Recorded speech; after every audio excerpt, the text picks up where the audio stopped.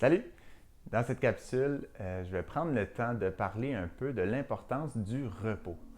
Donc, on peut parler de sommeil, mais également de repos. Aujourd'hui, je veux vraiment aborder le repos, donc c'est-à-dire qu'on est éveillé, mais qu'on prend le temps de mettre notre cerveau à off, si on veut. Donc, on prend le temps de fermer la switch quelques reprises au courant de nos journées. Avec les technologies, surtout aujourd'hui, là, c'est quelque chose qui tient notre cerveau vraiment actif tout le temps. Donc, du matin au soir, qu'on ait un téléphone ou non, avec la télévision, les ordinateurs, tout ce qui se passe point de vue technologique, c'est rendu que la socialisation, hein, les communications vont tellement rapidement, les textos, c'est tout de suite, les appels. Donc, notre cerveau, là, il n'y a pas beaucoup de pauses dans une journée. Ça fait que aujourd'hui, on entend de plus en plus parler de la méditation, la pleine conscience, des outils comme la cohérence cardiaque qui font même surface aujourd'hui dans les écoles. Donc j'aimerais aborder ces choses-là aujourd'hui juste pour les démystifier un peu, les rendre un peu plus simples de compréhension dans le fond. Fait que j'aimerais commencer peut-être avec justement la méditation. Donc pour ceux qui ont jamais médité ou qui ne savent pas vraiment c'est quoi, c'est pas quelque chose qui devrait vous faire peur. On n'est pas obligé de s'asseoir en indien, en lotus, les jambes croisées pendant 1 heure pour dire qu'on fait de la méditation. Donc la méditation, c'est quoi? C'est simplement prendre le temps de faire le vide. Donc, vous pouvez être assis comme moi en ce moment. Je suis assis sur un sofa. On peut être assis dans une chaise. On peut être couché. Peu importe la position, c'est pas important. C'est pas, il n'y a rien par rapport à la performance dans la méditation. On ferme les yeux et on respire au début consciemment. Donc, on inspire, on expire, on inspire, on expire. Puis, on essaie de faire le vide. C'est la seule chose qu'on a à faire. Puis, on peut dire qu'on médite. Fait que moi, en ce moment, si je ferme mes yeux, j'inspire, j'expire, je prends mon temps, puis j'essaie de ne pas penser à la caméra, pas penser à mon environnement, pas penser à mes problèmes, juste faire le vide de mes pensées. Quand les pensées arrivent, on l'observe, on la laisse aller. C'est juste ça de la méditation. Ça fait que ça se fait facilement tout seul, mais il y a ce qu'on appelle des méditations guidées qui sont vraiment, vraiment utiles parce que là, c'est une voix accompagnée d'une petite musique qui va guider nos pensées. Donc, une méditation guidée, vous pouvez regarder sur YouTube. Je vais vous mettre peut-être un exemple de personnes qui sont très appréciées dans le domaine. Vous allez chercher une capsule sur YouTube, play, 15 minutes, 10 minutes, 5 minutes, peu importe combien de temps que vous voulez faire. Puis vous faites juste écouter la voix. Il va vous amener dans une détente. Puis ça, mais c'est que vous donnez la chance là, à votre cerveau puis à votre corps de récupérer. Donc, de baisser les hormones de stress et puis d'aller chercher là, vraiment un repos en très peu de temps. Donc, la méditation, c'est vraiment puissant par rapport à ça. Ça va nous amener là, une coche en bas, là, point de vue du stress, l'anxiété. C'est un excellent remède. Deuxième outil que je vais vous parler, la pleine conscience. Donc, souvent associé à la méditation. La pleine conscience, c'est quoi? C'est simplement de revenir dans le présent, dans le moment présent. Donc, ce qu'on va suggérer souvent, c'est de faire appel à nos 5 sens. Donc, peu importe c'est quoi la situation, où est-ce que vous êtes, que vous soyez dans une situation d'anxiété ou juste que vous voulez simplement vous poser puis vous reposer le mental un petit peu, c'est très efficace dans les deux sens. Donc, on peut dire que c'est soit préventif ou vraiment là, dans le vif, là, où est-ce qu'on pense qu'on va faire une crise d'anxiété ou quelque chose comme ça peut nous ramener. Donc, faire appel aux 5 sens, ça peut être aussi simple. La nourriture marche bien. Si je vous donne un exemple de, je ne sais pas, une fraise, c'est souvent un exemple qu'on donne. On tient une fraise, mais là, on fait appel à nos 5 sens. Donc, on touche la fraise. C'est quoi la texture de la fraise? Là, notre cerveau, qu'est-ce qu'il fait?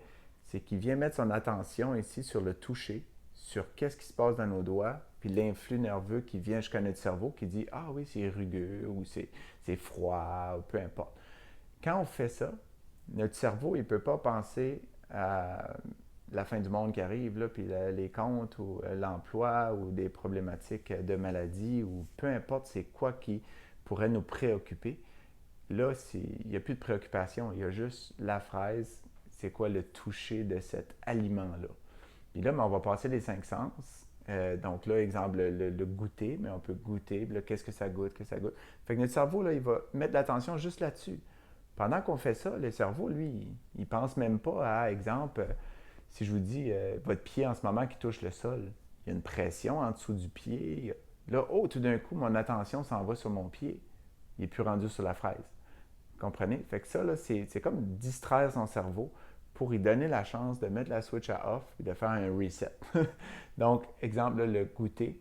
Après ça, le visuel, hein, regarder la couleur, observer des petits grains, observer la petite queue, comment c'est fait, peu importe. Donc là, on va avec les yeux. C'est sûr qu'une fraise, on ne peut pas entendre une fraise, mais vous comprenez le principe. Là, on va s'attarder juste aux bruits qui sont proches, aux bruits qui sont loin. Qu'est-ce qu'on entend dans la maison ou à l'extérieur, peu importe, on est où. Donc, on fait ça avec les 5 sens. Hein? Après, c'est l'odorat. Même chose, hyper puissant. Si on se concentre juste sur qu'est-ce que quelque chose sent en ce moment, notre cerveau, il se concentre là, puis il revient dans le présent. Il n'est plus dans le passé, il n'est plus dans le futur, il est ici et maintenant. Puis c'est juste ça l'exercice, de faire ça quelques minutes, une, deux, trois fois par jour. Souvent, la méditation et la pleine conscience vont être utilisées ensemble parce que là, si on respire et en plus, on vient faire des exercices de penser à sa main, relaxer la main, faire du... Après ça, l'odorat, etc. On vient vraiment dans notre corps puis dans le moment présent. C'est très récupérateur. L'autre chose que je veux vous parler, c'est par rapport à la cohérence cardiaque. Je vais vous mettre un lien avec beaucoup plus d'informations là-dessus, avec une étude scientifique et tout ça, qui vient vraiment expliquer ce principe-là. Et puis, moi, ça a été un outil, là, la cohérence cardiaque, très important pour moi dans un moment où je faisais beaucoup d'anxiété, je faisais des crises d'anxiété. Et puis ça m'a sauvé à plusieurs moments de vraiment paniquer ou de prendre des médicaments ou vraiment de déborder. Là. Ça fait que je veux vraiment vous partager ça. Cohérence cardiaque. Allez voir le petit vidéo que je vais vous mettre en bas. Et puis, il y a des applications qui se font avec ça. Donc, le principe, c'est juste d'aller synchroniser tout ce qui est cerveau, cérébral et cardiaque, donc avec le cœur. C'est d'amener une certaine cohérence dans notre être. Donc, vous allez voir, c'est juste des respirations. C'est aussi simple que ça. Mais si on va voir la vidéo qui explique la puissance derrière ces exercices-là, moi, c'est cette vidéo-là, en fait, qui a fait qu'après, je le pratiquais. On dirait que j'avais besoin d'être convaincu. Puis cette vidéo-là m'a convaincu. Puis après, mais une fois que je le faisais, là, je ne pouvais plus retourner en arrière. C'était comme, OK, ça, c'est vraiment miraculeux.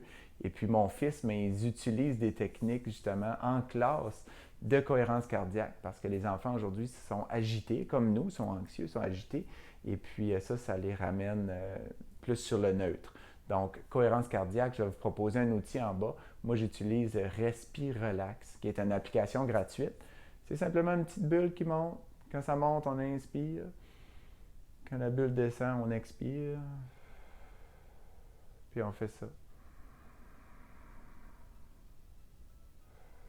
Au rythme, un rythme hyper régulier pendant 5 minutes. Puis je vous le dis, ça fait des miracles. Fait qu'après ça, vous allez pouvoir vous concentrer mieux, vous allez pouvoir entendre vos pensées. C'est vraiment pas une blague. Là. Si je prends le temps d'en parler, faire une capsule, vous donner des liens, vous donner des outils, des applications web.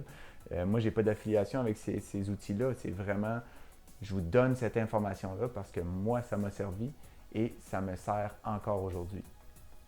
Point de vue repos, d'autres petits exemples qui sont peut-être moins repos complet, mais exemple, lire un livre. Prendre le temps de lire un livre. Moi, encore aujourd'hui, j'ai de la difficulté à m'arrêter, m'assire et dire là, je lis. Puis je fais rien d'autre parce que mon cerveau est tout le temps partout puis je veux tout faire en même temps. Fait que c'est un défi pour moi de prendre le temps de lire, mais à chaque fois que je le fais, c'est comme oh mon Dieu, j'étais détendu.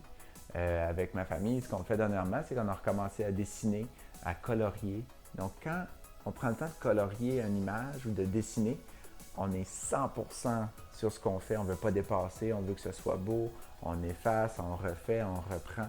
On est dans le présent. Donc, c'est une façon vraiment facile puis le fun à être dans le présent. Il y a d'autres façons, exemple, faire des sudoku, des choses comme ça, où est-ce que là, on se concentre à trouver une solution. C'est toujours mieux avec le papier-crayon que de prendre des écrans pour faire ça. mais le résultat est le même quand même, ça nous amène dans le moment présent et puis ça vient calmer notre mental. Il y en a d'autres qui vont prendre exemple le jardinage, des choses comme ça. C'est toutes des thérapies à quelque part vraiment puissantes. Je vous encourage à en choisir quelques-uns et puis à les essayer. Regardez si c'est vraiment nouveau pour vous autres, essayez-les au moins une fois pour comprendre c'est quoi. Puis vous allez voir la puissance qui se cache derrière ça. Puis vous allez vous sentir vraiment mieux. Alright, salut tout le monde, à bientôt.